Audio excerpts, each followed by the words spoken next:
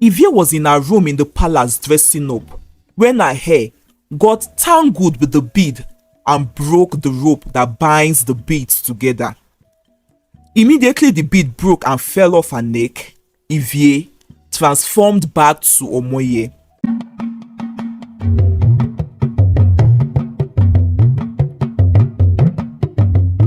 Welcome to Iyagba's Epic Tales. The title of today's story is Omoye, the Girl with Dwarf Face. In a kingdom deep in the southern parts of Nigeria, there lived a girl called Omoye. Omoye was an orphan and lives with her grandmother, Iye Osadolo, who had nurtured her from the age of 2 after the death of her parents. Omoye was born with a significant dark mark on the right side of her eyes, which made some people consider her an evil child, while others labeled her as unattractive. Omoye carried this stigma with her as she progressed into young adulthood. Her grandmother, Iye Osadolo, died later, leaving Omoye all alone to fend for herself. And because people from her own village were uncomfortable being around her, Omoye would go to the next village, which was only few miles away, where she worked in people's farm and get paid for her labor. She would set out early at dawn and return home and back to her village at sunset. This was Omoye's routine and lifestyle. One day, Omoye was returning to her village after the day's work when she met a young girl crying and all alone. "Child, why are you crying? Where is your mother?" she asked. "I am lost and cannot find my way home," the little girl replied. Omoye took a look at the little girl again and realized that she was blind. The little girl had wandered off all by herself after staying at home all day and was missing her mother. Omoye was very tired. All she wanted was to return home, have her supper and rest for the day. But she could not bear leaving a blind little girl all alone by the bush paths. She carried the girl and went back into the main village and began asking people if they could identify the little girl and tell where she lived. Luckily for Omoye and the little girl, she didn't need to ask for long, as a young girl her age led her to the little girl's home.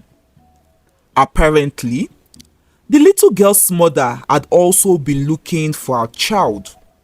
She was happy and grateful to Omoye, who had found and returned her child to her.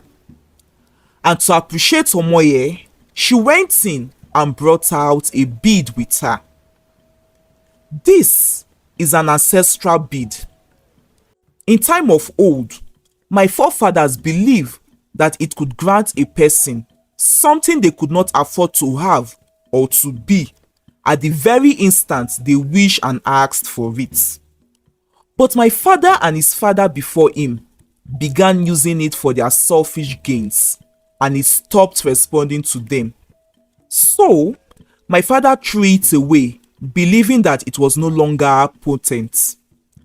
I had picked it up and kept it with me all these years because I somewhat still have faith in this bead, the little girl's mother went on.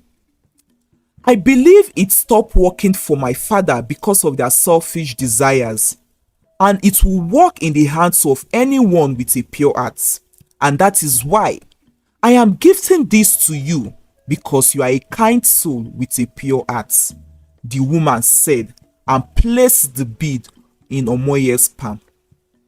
But Omoye protested and told the woman that she did not need to reward her, as what she had done was the right thing to do.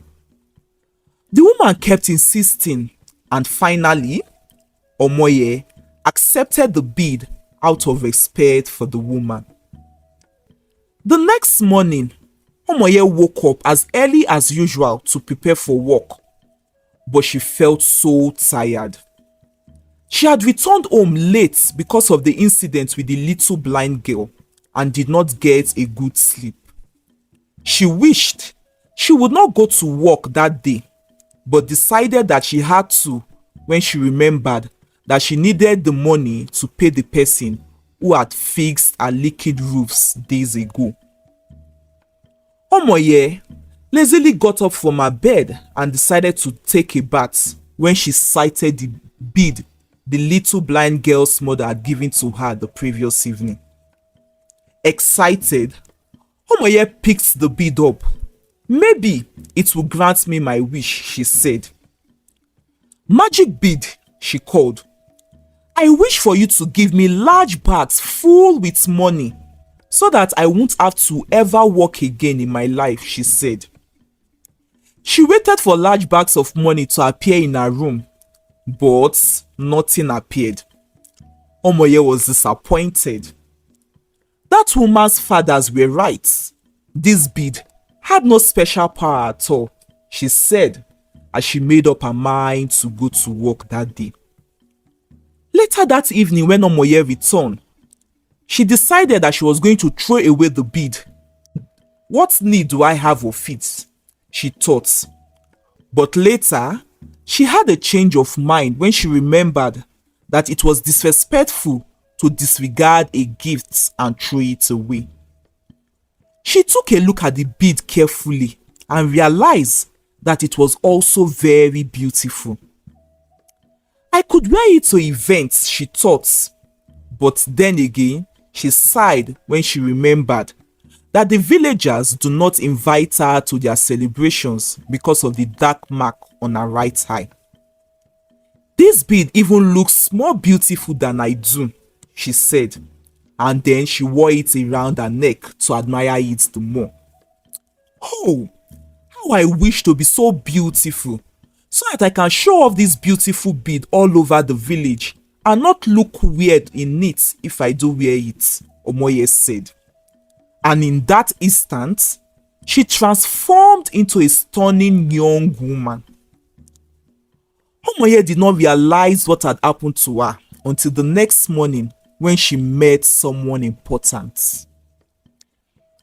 Prince Izodua was the son and only heir of King Enobakare, the king of Omoye's village.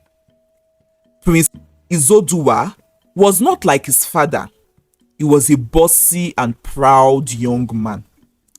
Prince Izodua often insisted on having things his way, rarely considering other people's opinion.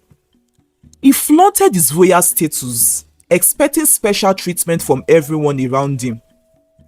Despite his father's humility, Prince Izodua preferred to assert himself and showcase his own importance. He was also due for marriage, but he had not taken a wife and was not ready to, as he claimed that he had not met any woman beautiful and worthy enough to be his wife. Several young women had been brought and presented to him. Commoners, princesses from other villages, daughters of influential and wealthy chiefs, but Prince Izodua had rejected every one of them. That day, Omoye had not gone to work as she had decided to take a day off to tend to her own mini crop garden in her compound. When she was done, she decided to go fetch some firewood in the bush for herself that would last her for the coming weeks. She had wanted to run into the bush when she saw Prince Izodua with his personal guard from afar off, but it was too late for her as the prince had already seen her first and walked up to her. "I am a lucky man, for I have beheld the most beautiful woman on earth," Prince Izodua said to himself while he walked fast to catch up with Omoye. "Good day, fairest of all maidens. You are extremely beautiful, and deserve to be with only a nobleman like me, Prince Izodua said. Omoye was dumbfounded. How come this prince spoke to her and referred to her as the fairest of all maidens? She was shocked and afraid at the same time, so she ran away. When she got home, she brought out a mirror to look at herself, and that was when she realized that she looked different and had become so beautiful. So, the bead works, she said, while touching the bead which was still on her neck. She had fallen asleep with it the previous night. In excitement, Omoye took a walk around the village square and flaunted her new beauty. And as she did, people around could not stop staring at her with their mouths wide open, as they were amazed by the beautiful woman they were looking at. Nobody could recognize that it was Omoye. Just then, Prince Izodua emerged again. "Please, tell me your name, beautiful one," he said. "They will not believe me if I tell them that I am Omoye, or they will believe that I am indeed a witch like they have thought," Omoye thought to herself. "My name is Ivie," she quickly lied. "Ivie, indeed, you are a precious pearl," Prince Izodua said, smiling. For Ivie does mean a precious or a priceless bead or pearl. "Please be my wife, Ivie," he said. All of this was strange to Omoye. She looked different and had lied about her identity, as she had not expected that the prince would propose to her. Omoye ran home again, breathing heavily. She was excited and scared at the same time. Should she accept the prince's proposal? "Magic bead, tell me what to do," she said, but there was no response from the bead. Omoye thought to keep the bead in a safe box, as she may need it to grant her another wish in future. So, she removed it from her neck. But immediately she did, she transformed back into her old self. She quickly strapped it back to her neck and realized that she became the beautiful woman once again. And so, Omoye realized that as long as she puts the bead on, she remained the beautiful Ivie. Prince Izodua had fallen helplessly in love with Ivie's beauty and did not rest until he managed to convince her that she should marry him. Omoye, or should we say Ivie now, told Prince Izodua and the royal household that she was an orphan from a faraway village and had decided to wander afar from her village after the death of her parents. King Enobakare was not convinced and said that she should be investigated, but the prince was already in love with her and convinced his father that all that did not matter and begged that they allow him marry Ivie. And because it had took him a long time to make his choice about whom to marry, the king obliged. As their custom demanded, Ivie was required to spend 90 days in the king's palace before the real marriage rites and ceremony between her and the prince would be performed. Everyone in the palace noticed that Ivie was only not just beautiful, but was also very humble. She was respectful, kind, and always offered to help everyone around. "I will not lay my fingers on anything if I am half as beautiful as she is and was going to marry the prince," one palace maid said to another. Ivie spoke softly and nicely to everyone. Every evening, she would gather the children of the palace staff and tell them stories about good morals. Those whose children were strong-headed began to notice that their children started behaving right since Ivie began teaching and speaking to them. This made everyone loved Ivie. She was also able to influence Prince Izodua as he did everything she asked him to do because he was so much helplessly in love with her. Prince Izodua changed and stopped speaking to people rudely. This made King Enobakare liked Ivie the more, as she had been able to influence his son positively. Osayi was the daughter of one of the high chiefs of the royal cabinet. King Enobakare had insisted that his son would marry that year and had chosen Osayi for him until he met Ivie. So, the marriage arrangement between Prince Izodua and Osayi was cancelled, and so Osayi and her father hated Ivie. As a matter of fact, they were the only people who do not like Ivie, so they sought for ways to implicate her and discredit her before the king. One day, Ivie was in her room in the palace dressing up when her hair got tangled with the bead and broke the rope that binds the beads together. Immediately the bead broke and fell off her neck. Ivie transformed back to Omoye. Osayi, who had been spying on her, witnessed all that had happened and quickly went to tell the king. When Omoye was summoned, she was now Ivie again, as she had put the beads together and strapped it back to her neck. Osayi insisted that Ivie was not whom she was, and to prove her point, she went closer to Ivie and cut the bead again, revealing Ivie as Omoye.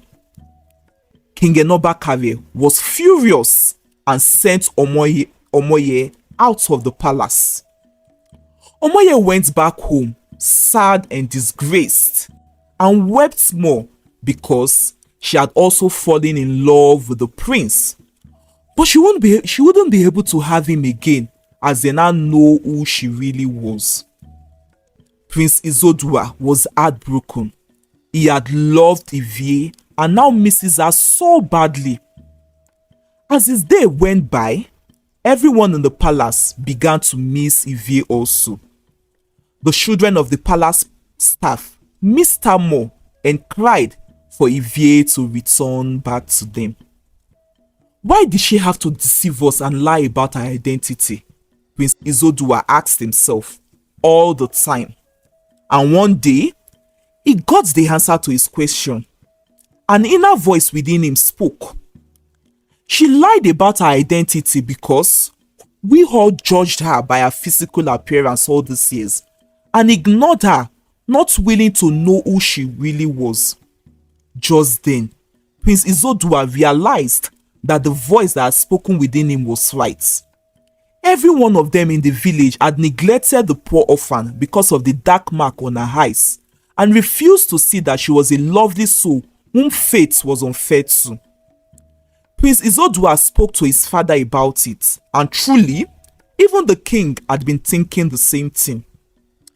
Omoye was called back to the palace, and Prince Izodua confessed that though he was obsessed with how she looked in the beginning, he had fallen in love with her soul and who she truly was within, and was grateful to her for how she had transformed him.